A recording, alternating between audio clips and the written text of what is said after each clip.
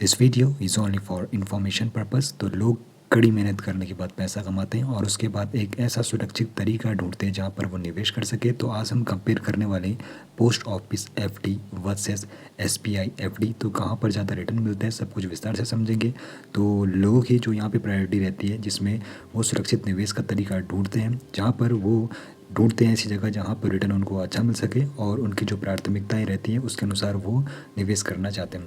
तो सुरक्षा काफ़ी ज़्यादा ज़रूरी हो जाती है, क्योंकि जब आप लोग अर्निंग करते हो उसके बाद निवेश के लिए आप लोग सुरक्षित तरीका ढूंढते हो। कंपेयर करेंगे एसबीआई में की गई एफडी और पोस्ट ऑफिस में जो एफडी की जाती है। तो देखो, पोस्ट ऑफिस में जो भी आप लोग निवेश करते हो वो सरकार के द्वारा समर्थित रहता है और पूरी तरीके से आप लोगों का निवेश सुरक्षित रहता है। लेकिन दूसरी तरफ अगर आप लोग एसबीआई में एफडी करते हो तो यहाँ पर डीआईजीसी के तहत 5 लाख रुपए तक का आप लोगों का जो निवेश है वो सुरक्षित रहता है।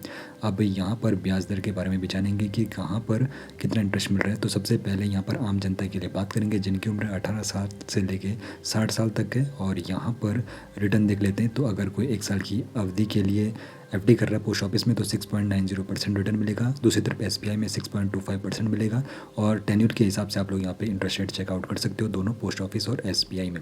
अब यहाँ पर 5 साल की जो एफडी है, तो जहाँ पर पोस्ट ऑफिस में 5 साल की एफडी पर एसबीआई की तुलना में 1.45% का यहाँ पे फ़र्क है, जो कि लंबी अवधि के निवेशकों के लिए काफ़ी ज़्यादा मैटर करता है।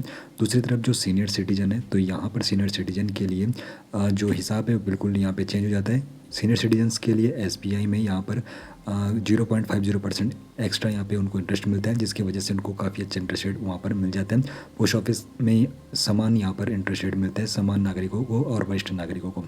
अब यहाँ पर 3 साल के निवेश के लिए एसबीआई एक बेहतर विकल्प बन सकता है अगर कोई वरिष्ठ नागरिक है, जिसमें एसबीआई उनके लिए, अगर एसबीआई में एफडी करते हैं तो वहाँ पर उनको फ़ायदा होगा। बाकी यहाँ पर सुविधा और लचीलापन भी देखना काफ़ी ज़्यादा ज़रूरी है, क्योंकि ब्याज के बारे में सब लोग इन्फॉर्मेशन तो ले लेते हैं कितना इंटरेस्ट मिल रहा है।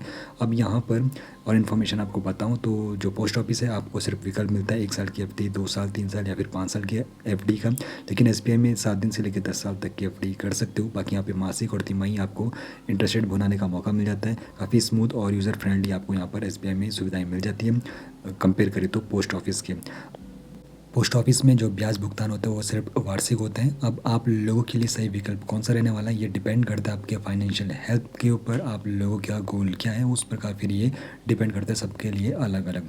अब यहाँ पर बात करें पोस्ट ऑफिस किन के लिए अच्छा रहने वाला है, तो जिन्हों को अपना पूरा जो निवेश सुरक्षित रखना है तो वो यहाँ पर निवेश कर सकते हैं। सामान्य नागरिकों को यहाँ पर इंटरेस्ट रेट काफ़ी अच्छा मिलता है और आप लोगों का जो पैसा है पूरी तरीके से सुरक्षित रहता है। दूसरी तरफ एसबीआई एफडी उन वरिष्ठ नागरिकों के लिए अच्छा रहने वाला है जिनको 0.50% एक्स्ट्रा वहाँ पर इंटरेस्ट रेट देखने को मिल जाता है। बाकी यहाँ पर आप लोग अपने हिसाब से एफडी का टेन्योर सेलेक्ट कर सकते हो 7 दिन से लेकर 10 साल तक, ये भी आपको सुविधा यहाँ पर मिल जाती है। बाकी मुनाफे का अब यहाँ पर एक हिसाब लगाते हैं, जहाँ पर 10,000 की अगर आप लोग एफडी कर रहे हो पोस्ट ऑफिस में तो फिर वहाँ पर किस प्रकार आप लोगों को इंटरेस्ट रेट देखने को मिलता है। अगर कोई 10,000 रुपये की एफडी कर रहा है पोस्ट ऑफिस में 1 साल के लिए, तो अगर इंटरेस्ट रेट 6.9% का इंटरेस्ट रेट उसको मिल रहा है, तो देखो यहाँ पे तिमाही कंपाउंडिंग का फ़ायदा होता है, जहाँ पर हर 3 महीने में ब्याज मूलधन में जुड़ता है, जिससे ब्याज पर भी ब्याज मिलने लग जाता है। अब ये बात हो रही है पोस्ट ऑफिस की, तो ऐसे में 1 साल में जो यहाँ पर आपका अमाउंट बनेगा 10,000 की एफडी पर 708 रुपये बनता है, तो आपका मैच्योरिटी जो अमाउंट होगा 10,708 रुपये हो जाता है। तो पोस्ट ऑफिस में आप लोग ऑफलाइन तरीके से इन स्टेप के जरिए अपना क्या कर सकते हो, एफडी बुक कर सकते हो। तो इन 5 चरणों में आप लोग अपना पोस्ट ऑफिस में एफडी बुक कर सकते हो।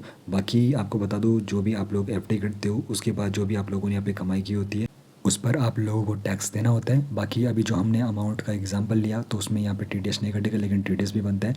बाकी एक सवाल यहाँ पर जरूर रहेगा, तो मन की शांति के लिए क्या ज़रूरी है, सबसे ज़्यादा रिटर्न या फिर सबसे ज़्यादा सुविधा? आप लोगों की इस बारे में क्या राय है, कमेंट में ज़रूर बताइए।